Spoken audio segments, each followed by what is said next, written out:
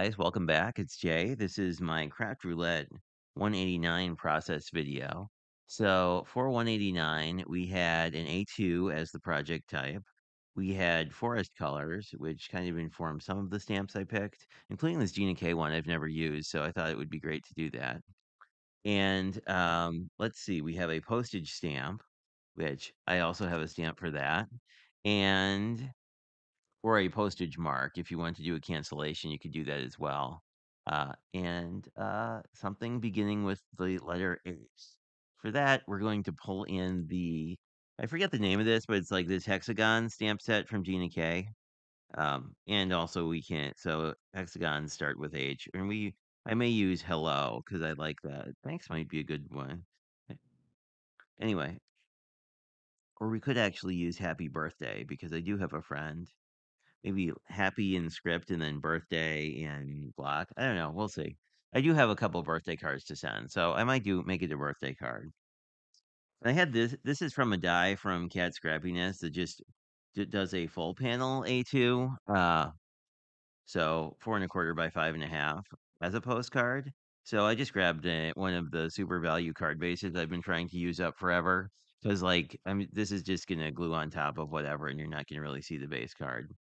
If I wasn't trying to get rid of the super value card bases, I wouldn't recommend you buy because they're really thin. I probably would be using something else. And I wanted to use green because to me, green is a very forest color. So basically, the color palette is sort of a lighter green, a darker green, and a blue because I thought the cancellation mark in blue would really stand out against the green.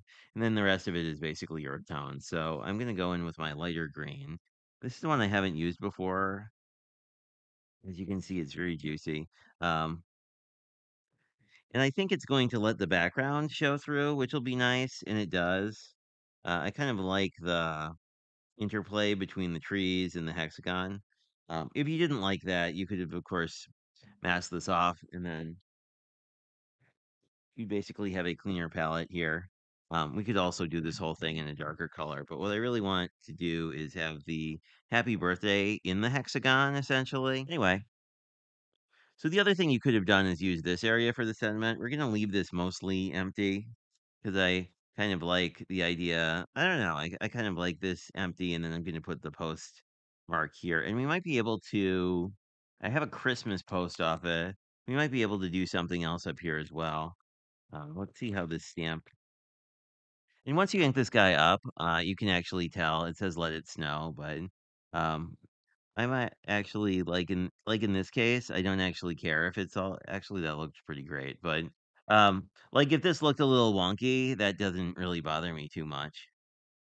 I do think we want to do something here with an embellishment just because it looks to my eye a little off balance when you have sort of the let it snow.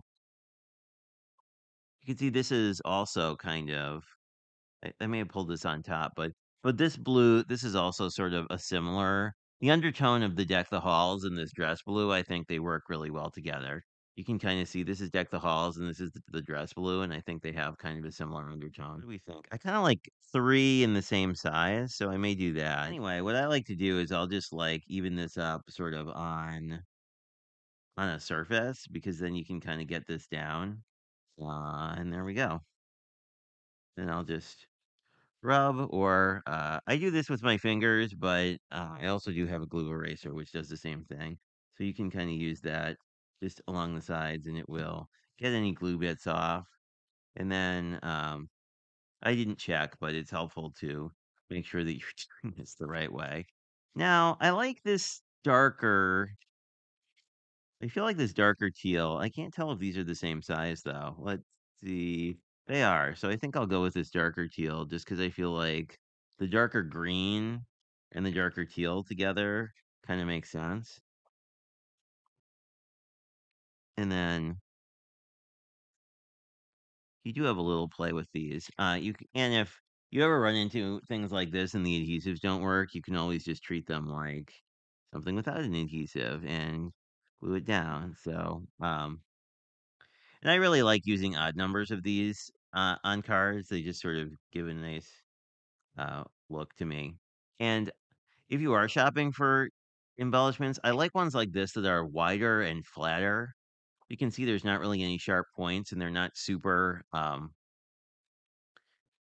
profile. Like if I grab if I grab these I think are Queen and Company ones. You can see that these pearls have a lot more uh they're more spherical, which can be a look you're going for. Same for gems like these.